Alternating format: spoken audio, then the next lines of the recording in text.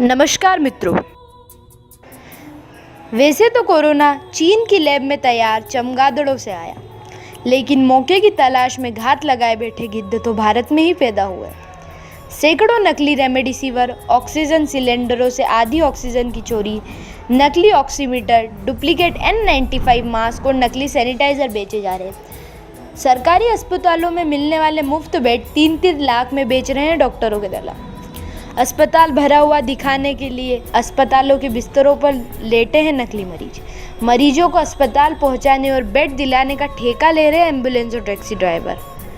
मुझे इस देश से एक बात कहनी है कि क्या हम इस मुश्किल समय में भी साथ नहीं आ सकते?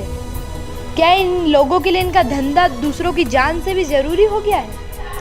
वीरों की भूमि कहे जाने वाली जगह से देश भर में नकली रेमडेसिविर भेजने वाला गिरोह और जखीरा बरामद हुआ है।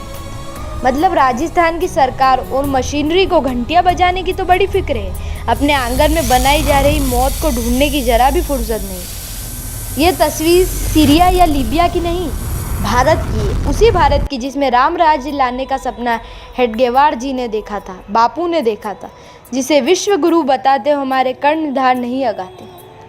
ऑक्सीजन के सिलेंडर अस्पतालों के स्टोर में हो ना हो, काले बाजार में मुंह मांगी कीमत पर उपलब्ध है। डॉक्टर भी अस्पतालों से चुराकर रेमडेसिविर बेच रहे हैं और बिस्तरों के सौदे कर रहे हैं। यह गिद्ध हर राज्य में कुकुर मुत्तों की तरह अचानक उगाए हैं।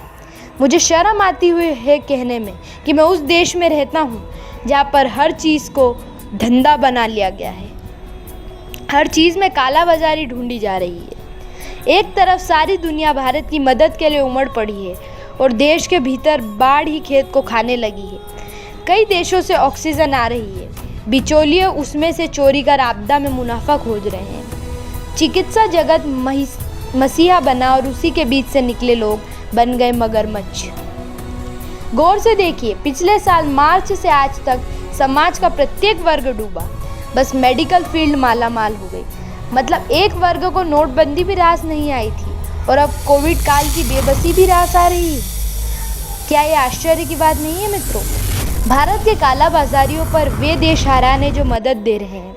उन देशों की हैरानी भारत के विपक्ष पर भी खूब है, जो आपदा के पूरे साल आपदा में अवसर खोजता आ रहा है।